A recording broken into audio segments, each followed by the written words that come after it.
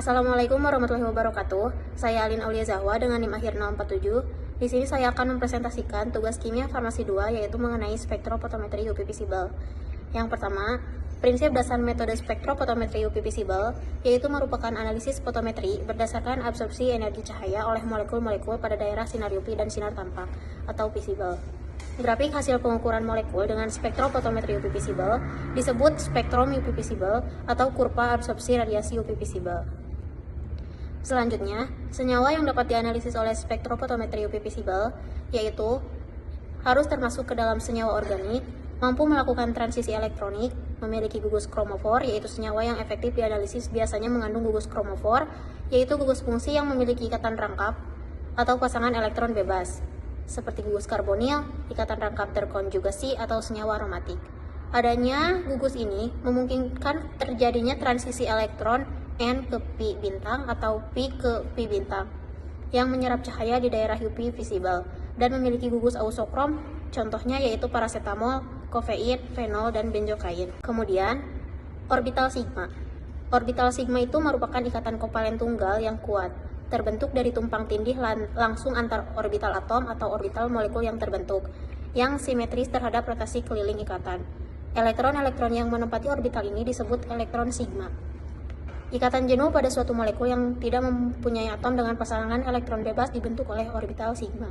Contohnya yaitu sebagai berikut. Orbital Pi terbentuk dari tumpang tindih lateral antar orbital P pada atom-atom yang berikatan ganda, atau orbital molekul yang terbentuk yang tidak simetris terhadap rotasi keliling ikatan. Elektron-elektron yang menempati orbital ini disebut elektron Pi. Ikatan tidak jenuh pada suatu molekul yang tidak mempunyai atom dengan pasangan elektron bebas dibentuk oleh orbital Pi. Contohnya yaitu sebagai berikut. Kemudian ada orbital N. Orbital N itu merupakan orbital yang berisi pasangan elektron bebas pada atom seperti O, N, S, atau halogen. Jika dalam suatu molekul orbital atom tidak berantaraksi dengan orbital atom lainnya, dengan kata lain, elektron dalam atom tersebut tidak ikut dalam pembentukan ikatan kimia dalam molekul. Elektron-elektron yang menempati orbital ini disebut elektron N, atau pada molekul dengan pasangan elektron bebas dibentuk oleh orbital N. Contohnya yaitu sebagai berikut. Faktor-faktor yang dapat mempengaruhi pergeseran gelombang, yang pertama itu ada sistem terkonjugasi, yaitu merupakan sistem di mana ikatan tunggal antar atom dipisahkan satu sama lain dengan satu ikatan rangkap atau tidak jenuh. Makin panjang sistem terkonjugasi, maka perbedaan energi antara keadaan dasar dan keadaan tereksitasi pada transisi Pi ke V bintang semakin kecil, sehingga absorpsi terjadi pada panjang gelombang lebih besar. Kemudian yang kedua ada pelarut. Pada transisi V ke V bintang, pelarut polar akan menyebabkan pergeseran ke panjang gelombang lebih besar atau batokromik, atau pergeseran merah. Pada transisi N ke V bintang, pelarut polar akan menyebabkan pergeseran panjang gelombang ke arah lebih kecil atau hypsokromik. Bisa disebut juga pergeseran biru. Contohnya, transisi N ke Pi bintang yaitu aseton. Pada pelarut N heksan, lambda maksimal yaitu 279 nanometer. Namun pada etanol, lambda maksimalnya yaitu 272 nanometer. Dan pada air yaitu 264,5 nanometer. Selanjutnya, faktor yang mempengaruhi pergeseran gelombang yang ketiga yaitu perpaduan kromofor dan ausokrom, yaitu gugus yang mengandung pasangan elektron bebas yang memberikan transisi N ke Pi bintang yang bila berikatan dengan gugus kromofor dapat mengakibatkan pergeseran panjang gelombang. Contohnya gugus OH, ONH2, dan OCH3. Terikatnya gugus ausokrom pada gugus kromofor akan mengakibatkan pergeseran pita absorpsi menuju panjang gelombang yang lebih besar atau pergeseran batokromik. Intensitas efek pergeseran merah disertai dengan peningkatan hiperkromik. Kemudian yang keempat yaitu larutan elektronik. Lingkungan yang mempengaruhi derajat antaraksi antar orbital. Bila antaraksi orbital bertambah, maka panjang ikatan kimia yang terbentuk akan berkurang, dan perbedaan energi antar orbital molekul ikatan dan anti-ikatan bertambah. Pada senyawa yang mengandung halogen, semakin elektronegatif halogennya, antaraksi antara orbital meningkat. Akibatnya, perbedaan energi orbital molekul ikatan dan anti-ikatan bertambah atau hypsokromik. Selanjutnya yaitu instrumen spektrofotometri UV visible. 1. Itu source atau sumber cahaya, berfungsi untuk menghasilkan sinar dengan panjang gelombang tertentu. Kemudian ada entrance slit atau celah masuk, itu berfungsi untuk mengatur jumlah cahaya yang masuk ke monokromator. Kemudian ada monokromator, yaitu berfungsi untuk memilih panjang gelombang tunggal dari sinar polikromatik sumber. Kemudian dispersion device atau alat pendispersi, yaitu berfungsi untuk menguraikan cahaya putih menjadi panjang gelombang tunggal.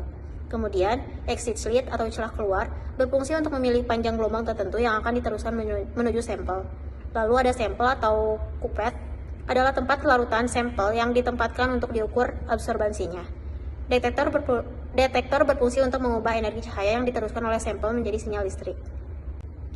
Selanjutnya, ada prinsip dasar analisis kualitatif dan kuantitatif.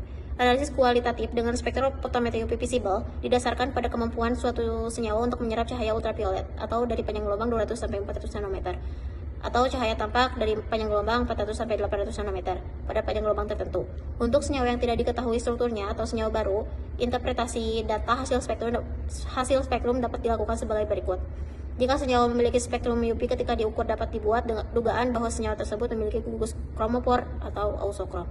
Membuat dugaan empiris menggunakan hasil-hasil penelitian atau literatur. Contohnya, prediksi gugus fungsi berdasarkan nilai absorptivitas molar. Yang pertama, spektrum satu puncak dengan intensitas lemah, sedang, dengan penyerapan pada A tidak lebih dari 220 nanometer. Contohnya, yaitu amina, alkohol, eter, dan tiol. Spektrum satu puncak dengan intensitas lemah dengan penyerapan pada panjang gelombang 250 sampai 360 nanometer tanpa absorpsi di rentang 200 sampai 250 nanometer. Contohnya yaitu GuCO, CN, NN, NO2 dan seterusnya.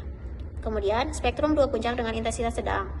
Absorptivitas 1000 sampai 10.000 yang lambda maksimal keduanya lebih dari 200 nanometer. Contohnya sistem aromatik. Kemudian spektrum dua puncak dengan intensitas tinggi. Absorptivitas molar lebih dari 10.000 dengan penyerapan pada lambda maksimal lebih dari 210 nanometer. Contohnya keton, alfa, beta tak jenuh, DNA terkonjugasi atau sistem aromatik tersubstitusi. Prediksi jenis flavonoid berdasarkan pergeseran panjang gelombang menggunakan reaksi geser.